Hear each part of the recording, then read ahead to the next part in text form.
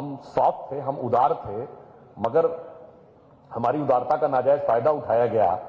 तो अटल जी की कविता का मैं पहला स्टैंजा और लास्ट स्टैंजा बता के बाद समाप्त करता हूं। पहला स्टैंजा क्या था? वो कहते हैं, हिंदू तनमन हिंदू जीवन रग रग हिंदू मेरा परिचय, मैं शंकर का व क्रोधानंद कर सकता जगती छार छार, मैं डमरू की प्रलयंकर ध्वनि नचता जिसमें भीषण संहार, रणचंडी की अतृप्त प्यास, मैं दुर्गा का उन्मत्त हास, मैं यम की प्रलयंकर पुकार जलते मरघट का धुआंधार, फिर अंतरतम की ज्वाला से जगती में आग लगा दूं मैं, यदि धधक उठे विप्लव लेकर जल थल अंबर जड़ चेतन, तो कैसा विस्मय, हिंदू तनमन हिंदू जीवन रग रग हिंदू मेरा परिचय। आज पूरी दुनिया में आप देख रहे हैं, हर तरफ यूरोप में क्राइसिस है, इजराइल और उसमें लड़ाई हो रही है, यूक्रेन में क्राइसिस हो रही है, चाइना ताइवान की लड़ाई है। भारत, आप देखिए क्या बांग्लादेश में हो रहा है, क्या पाकिस्तान में, क्या श्रीलंका में, क्या अफगानिस्तान में, मगर उसके बाद भी जिस ढंग से हम लोग आगे बढ़ रहे हैं, तो मैं बताना चाहता हूं, इतिहास में ऐसे कई मौके आए हैं। जो अटल जी की कविता की एक पंक्ति थी कि दुनिया का इतिहास पूछता रोम कहां यूनान कहां है, दुनिया का इतिहास पूछता रोम कहां यूनान कहां है, घर घर में शुभ अग्नि जगाता वो उन्नत ईरान कहां है, दीप बुझे पश्चिमी जगत के छाया जब बर्बर अंधियारा, तभी चीर कर तम की छाती चमका हिंदुस्तान हमारा। जो काम उस दौर में अटल जी ने किया था और आज मोदी जी ने जो किया है, उसे वो ऐसा है जैसे कि जमीन पे कोई पौधा उगाना हो ना, तो मुश्किल काम है, मगर अगर पत्थर में पौधा उगाना हो, पत्थर में अंकुर फुटाना हो, निकालना हो, तो कितना मुश्किल काम है। वो काम उन्होंने करके दिखाया। तो मैं अटल जी की कविता, आपको ध्यान हो, बड़ी फेमस कविता थी, गीत नया गाता हूं। तो जो अटल जी ने शुरुआत की और जो मोदी जी ने पहुंचाया, वो ऐसा है जैसे टूटे हुए तारों से वीणा बजा दी हो और पत्थर में अंकुर उगा दिया हो। तो अटल जी की वो लाइन थी, टूटे हुए तारों से फूटे बासंती स्वर, पत्थर की छाती में उग आया नव अंकुर, झरे सब पीले पात, कोयल की कुहुक रात, प्राची में यानी पूर्व दिशा में, प्राची में अरुणिमा की रेख देख पाता हूं, गीत नया गाता हूं। जो चीजें अटल जी से सीखने की होती हैं कि विपरीत परिस्थिति में कैसे शांत रहकर समय को निकाला जा सकता है। एक पीएमओ में एमओएस थे, उन्होंने बताया कि जब 2001 में पार्लियामेंट पर अटैक हुआ, वो दौड़े दौड़े अटल जी के पास गए। उन्होंने कहा, देखिए टीवी पे दिखाई पड़ रहा है कि अटैक हो गया, हमें तुरंत इमरजेंसी की मीटिंग बुलानी चाहिए और तुरंत हम सिक्योरिटी एजेंसीज को, आर्मी चीफ को, सबको बुलाएं।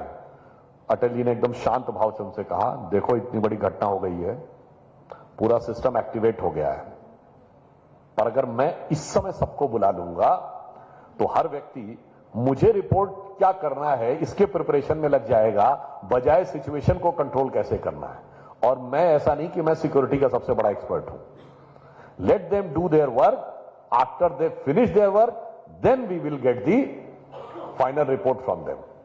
तो उन्होंने मुझसे कहा कि तब मुझे सीखने का मौका मिला कि किस ढंग से बड़े नेता सोचते हैं और किस ढंग से वो उस चीज को समझने का प्रयास करते हैं और किस ढंग से देश को सही दिशा में ले जाने का प्रयास करते हैं। भारत में एक बड़ा परिवर्तन उस दौर में आया अटल जी की सरकार के समय में।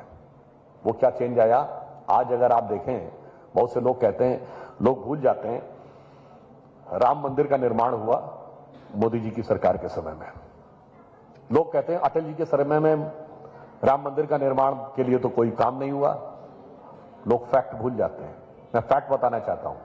आज आप देखते हैं बहुत जगहों पे सर्वे की बात आ रही है, एक्सकवेशन की बात आ रही है।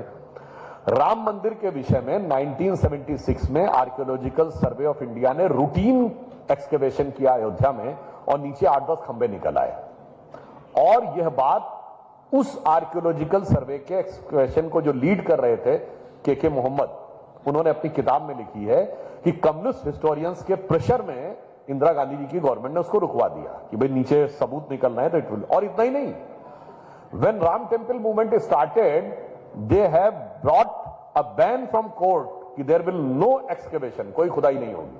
कुछ लोग ये कहते हैं कि साहब, मगर पाकिस्तान को लेकर अटल जी की पॉलिसी कुछ और थी।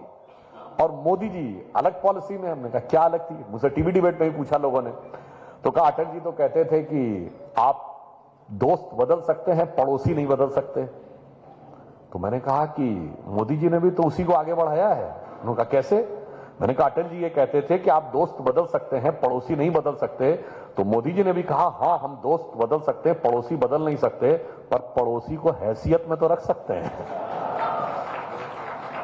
और इस प्रकार उन्होंने बिल्कुल वही चीज जो उन्होंने किया। तो मैंने कहा वो तो उन्हीं के नक्शे कदम पे आगे बढ़ रहे हैं। अटल जी का स्टेटन आइलैंड में प्रोग्राम था, तो मैंने पहली बार महसूस किया, सितंबर 2000 की बात है जब वो यूएन में गए। वहां पे लोग दूर दराज से, ह्यूस्टन से, लॉस एंजल्स से, सैन फ्रांसिस्को से केवल स्पीच सुनने इसलिए आ रहे थे। उन्होंने कहा साहब बचपन से सुनते आ रहे थे कि प्राइम मिनिस्टर होना चाहिए, प्राइम मिनिस्टर होना चाहिए। भले ही हम इंडिया में नहीं रह रहे हैं, एनआरआई हो गए हैं, मगर एक बार हम देखना चाहते हैं अपनी आंखों से कि प्राइम मिनिस्टर वो बन गए हैं जिनको हम सुनते हुए आते थे। तो दैट शोज की किस प्रकार का लेवल ऑफ अट्रैक्शन था। आई रिमेंबर ऑन 15 अगस्त 1998 जब वो लाल किले से पहला भाषण देने जा रहे थे, बहुत से लोगों को मैंने इमोशनल होते देखा। उन्होंने कहा कि हम इसलिए इमोशनल हैं कि पहली बार एक स्वयं सेवक लाल किले की प्राचीर से भाषण देने जा रहा है।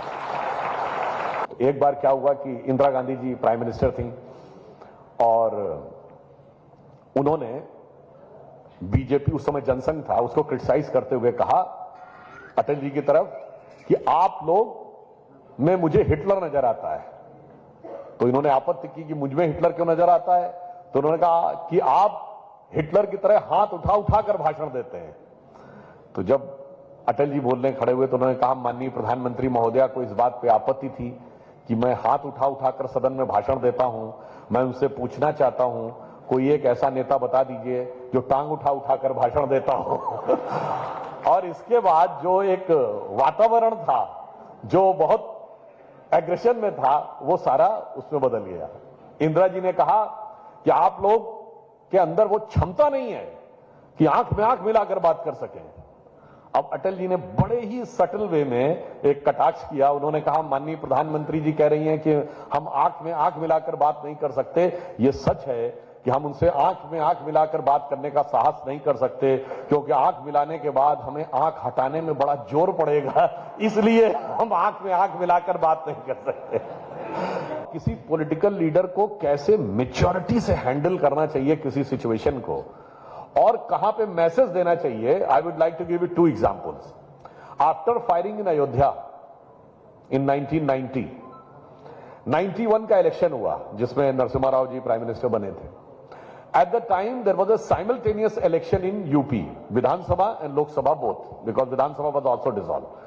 तो एक साथ इलेक्शन हो रहे थे। तो लखनऊ में अटल जी लोकसभा का इलेक्शन लड़ रहे थे। तो जो एमएलए के, विधानसभा के कैंडिडेट्स थे, दे यूज टू गो एंड से भाई ऊपर वाला वोट अटल जी को दे देना, मगर ये वाला हमको दे दीजिए, नीचे वाला। तो अटल जी ने एक चुनावी सभा में कहा बहुत से लोग आ रहे होंगे आपके पास ये कहने के लिए कि ऊपर ऊपर वाला वोट तो अटल जी को दे देना, ये नीचे वाला हमको दे देना। उनसे कहना ऐसा नहीं हो सकता, कुर्ता एक को दे देना, पैजामा दूसरे को दे देना। जिसके पास भी जाएगा तो जोड़े के साथ जाएगा।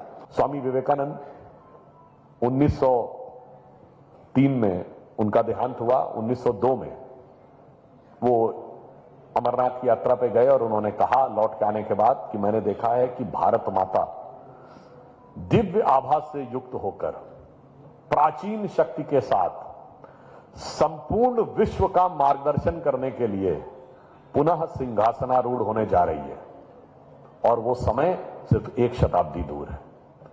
तो 1902 से 1 शताब्दी आई है, तो 2002 और 2002 और 3 ही वो ईयर है जब इंडिया की सक्सेस स्टोरी शुरू हुई। दुनिया ने देखना शुरू किया कि भारत क्या कर रहा है। और आप जाकर चेक करिएगा 2003-04 वो फाइनेंशियल ईयर है जिसमें हम पहली बार करंट अकाउंट सरप्लस बने। 2003-04 वो फाइनेंशियल ईयर है जिसमें हमने 100 बिलियन टच किया।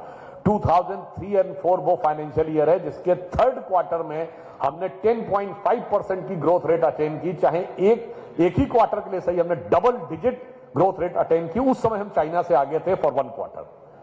यानी अगर स्वामी विवेकानंद जी ने कहा था कि कुछ बदलाव होना है तो बदलाव तो दिखाई पड़ा। मगर उसके बाद कुछ ऐसी परिस्थिति बनी कि 2004 के बाद वो ग्रोथ स्टोरी रुक गई। मुझे याद है इन 2013 जुलाई, उस समय आज के डिफेंस मिनिस्टर और उस समय के भाजपा के रक्षा अध्यक्ष राजनाथ सिंह जी के नेतृत्व में एक प्रतिनिधिमंडल अमेरिका गया।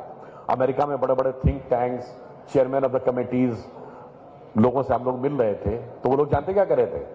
Now the India success story is over. ये 2013 की बात है। India success story is over. Atal ji के समय में शुरू हुई थी, अब वो खत्म हो गया। तो उस समय हम लोगों ने कहा, हमारे उस समय अध्यक्ष थे राजनाथ जी, उन्होंने कहा no, the India success story is not over, it is waiting for BJP under the leadership of Narendra Modi to come into power. और आपने देखा कि वो बदलाव दिखाई पड़ा।